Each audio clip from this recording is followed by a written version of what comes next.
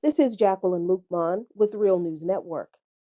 Progressives are understandably stunned after the recent Super Tuesday results. What makes it worse is that we now have to deal with the insufferable moderate Democratic operatives, surrogates, talking heads, and supporters gloating about the improbable comeback of Joe Biden. But I think we also have to have an honest conversation about the things progressives need to do better and the things they need to stop doing. Progressives, you cannot discount Black voters in the South who are people of faith. Listen, I'm not making up a problem here. I've been very active in progressive organizing online and in real life, and I am here to tell you the disdain for religion in left circles is palpable, and it is a turnoff. It is also just bad politics, and it is something that the GOP has been running rings around the Democrats in for decades. For 50 years, the GOP has been doing on the ground grassroots organizing of the worst kind in churches, the very places that Democrats don't want to show up in until they want Black voters to check a box next to their name on Election Day. People, and I mean progressives and leftists, don't even understand how badly they've been outmaneuvered by the GOP in grassroots organizing. Before the 1970s, white evangelical Christians were pretty apolitical. They weren't involved in politics much at all. They weren't preaching about saving the soul of America from most of their pulpits. They weren't even preaching about abortion, gay marriage, or anything else remotely political. Then along came Jerry Falwell and his moral majority that tied Christianity, at least white fundamentalist Christianity, to the Republican Party. Falwell's moral majority opposed Jimmy Carter, who himself was an open Baptist, but his faith drove his views to be more liberal, pushing more for racial equality, well, to some degree. We know that Carter wasn't into forcing Black and white people to live in the same neighborhoods. He did say that. But Carter was interested in fighting economic inequality, and he was focusing on the advancement of human rights. No member can avoid its responsibilities to review and to speak when torture or unwarranted deprivation occurs in any part of the world. The basic thrust of human affairs points toward a more universal demand for fundamental human rights. The United States has a historical birthright to be associated with this process. We in the United States accept this responsibility in the fullest and the most constructive sense. Ours is a commitment and not just a political posture. The socially conservative opposition to Carter's presidency manifested itself through Falwell's moral majority and their opposition to Carter's policies. And they threw their full support behind the fiscally and socially conservative presidency of Ronald Reagan, even though Reagan's moral failings were directly counter to what any Christian teachings would indicate a man of good character should be. Reagan had been divorced. He had terrible relationships with his children. They really did not like him. And he didn't really attend church much himself. But the moral majority championed his presidency and his policies, and he championed them. Driven largely by the fear that an America that really never existed was slipping away, Falwell's moral majority pushed an ideology among white evangelicals that they were the last line of defense in stopping the gays, the Blacks, the abortionists, the feminists, the communists, and the leftists from turning America into something that they would not recognize.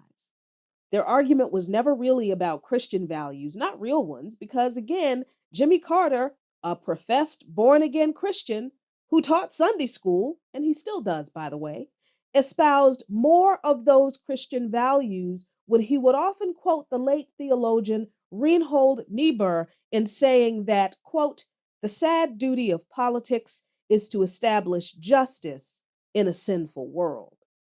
No, the moral majority's argument was really about power and dominance. Morality had nothing to do with it. In fact, the moral majority movement really arose out of opposition to the IRS ruling against Christian fundamentalist Bob Jones University for their policy against interracial dating on campus. Politically conservative operatives like Paul Weyrich, who were already mobilizing voter suppression and disenfranchisement efforts to sway elections for the GOP, seized on the ruling and framed the IRS revocation of the Christian school's tax exempt status in 1971 as an attack on, quote, religious liberty.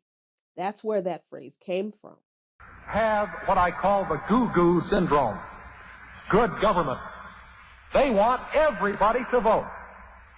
I don't want everybody to vote. Elections are not won by a majority of people. They never have been from the beginning of our country, and they are not now. As a matter of fact, our leverage in the elections, quite candidly, goes up as the voting populace goes down. And politically conservative so-called religious leaders like Jerry Falwell picked that ball up and ran with it in their churches, making protecting religious liberty the rallying cry for mobilizing the silent majority of white evangelical Christians to vote for conservative Republicans in every election for the next 50 years, and not just national elections, but local and state elections too. Almost all of that organizing was done in churches, and a lot of it was done in the South. So the GOP has been consistently out organizing the Democratic Party using the best tactics for the worst reasons.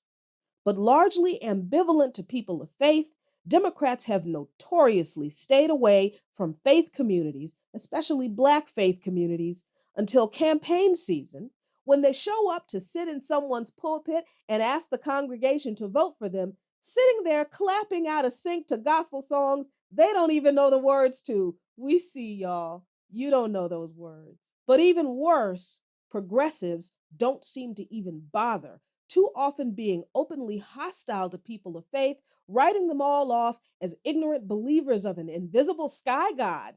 So they don't take those people seriously, and they don't reach out to them at all. I've experienced some of this hostility personally in talking with my progressive and leftist comrades, and I got to tell y'all, if you want Black people to vote for progressive politicians, you have to stop disparaging and disregarding Black people of faith. But the other thing that I see as a serious problem that the progressive left has to stop doing if it wants to win Black support is that you have to let go of this "it's class, not race" argument.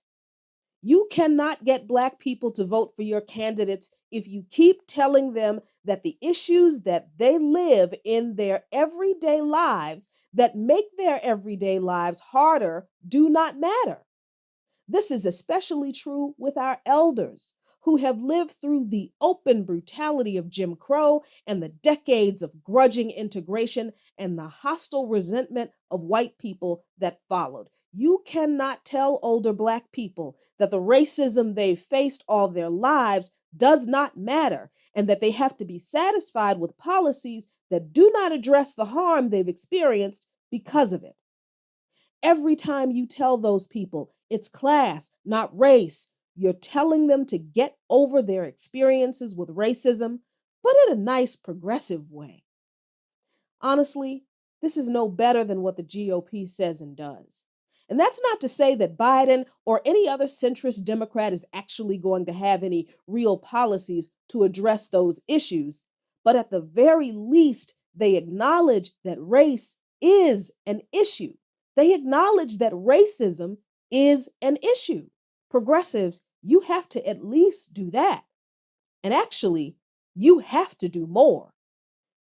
And young folks, if you're excited about your candidate, you gotta leave the rallies and online discussions and stand in those long lines and put up with the chicanery of the Democratic Party and the shenanigans of the media and put your enthusiasm and excitement on the ground.